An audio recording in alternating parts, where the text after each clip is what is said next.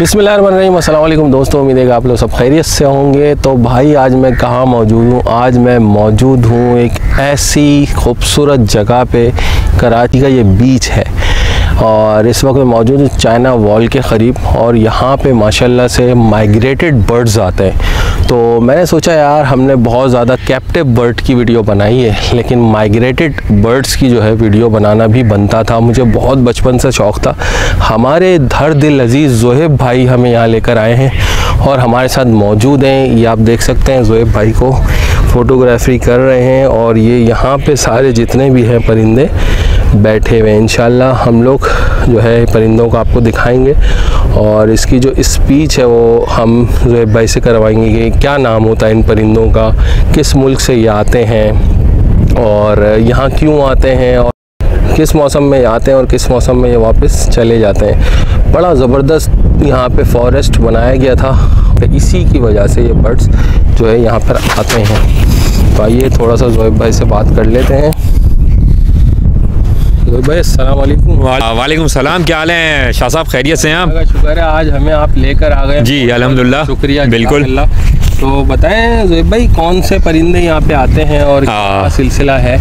ये कराची के लोगों के लिए, जैसे कि मैं बहुत पहले भी अर्ज़ कर चुका हूँ, किसी जन्नत के टुकड़े से या किसी ख़ास तोहफे से कम नहीं है ये जगह। और आप देख सकते हैं कि ये आबिस्तान, ये वेटलैंड कहलाता है ना, ये ऐसा खित्ता कोई भी जगह ये शहर के बिल्कुल करीब वाक़ है और दूसरी साइड पे इसके बहरे अरब का समंदर है।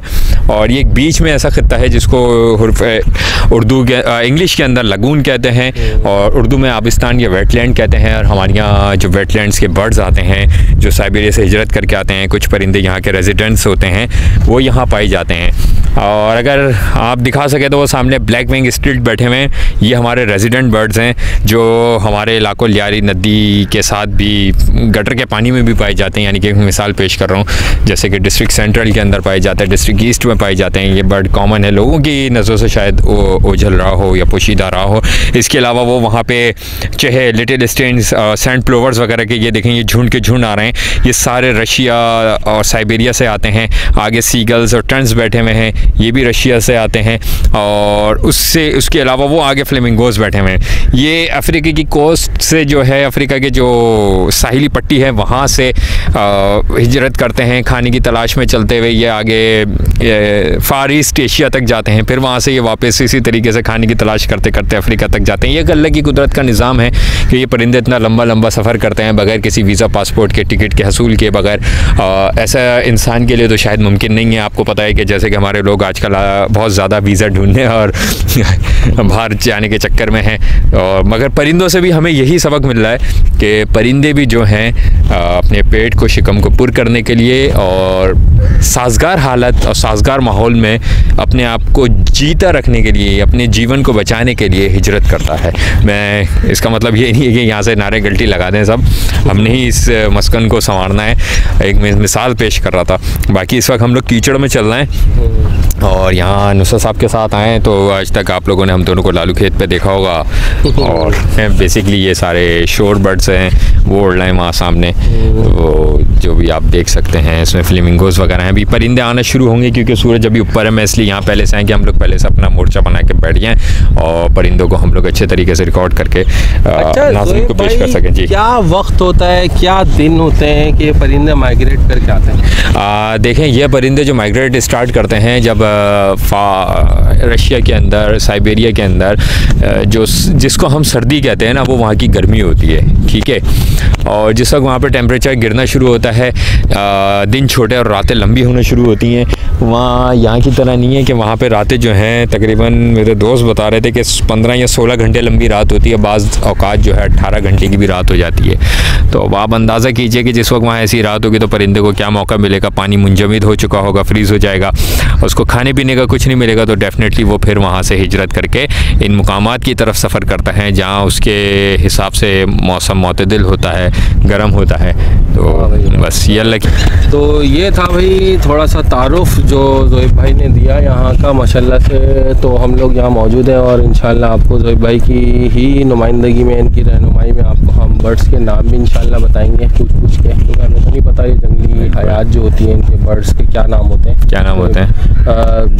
ज़ोहेब भाई काफ़ी सालों से भाई इनके नाम होते हैं पहल फैलो, डन फैलो और रोजी कोली ऑफलाइन, ये नाम होते हैं भाई इनके। क्योंकि हमारे पास पास्टेल बर्ड्स का सारा जितना भी गैदरिंग है वो सब इस यूट्यूब पे बैठी हुई है, तो वो एकदम नई सी वीडियो देखेंगे इस पे, तो वो यही सवाल करने में मजबूर हो जाएंगे कि भाई ये कौन सी जगह पहुंच गए, माशाल्लाह। एग्जैक्टली। तो ज़बरदस्त इंशाल्लाह आज दिखाते हैं आपको।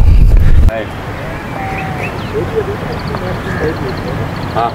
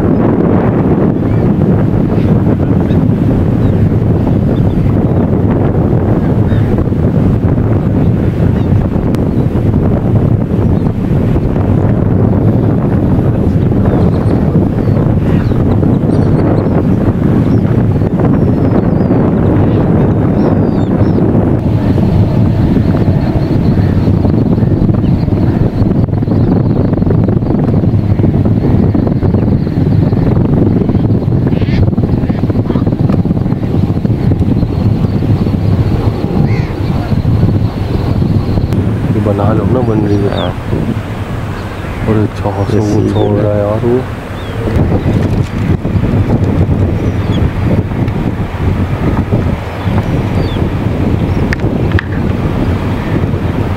क्या नाम है भाई इसका?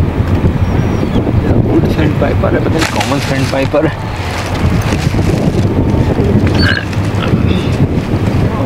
एक और आ गया इसका जोड़ा।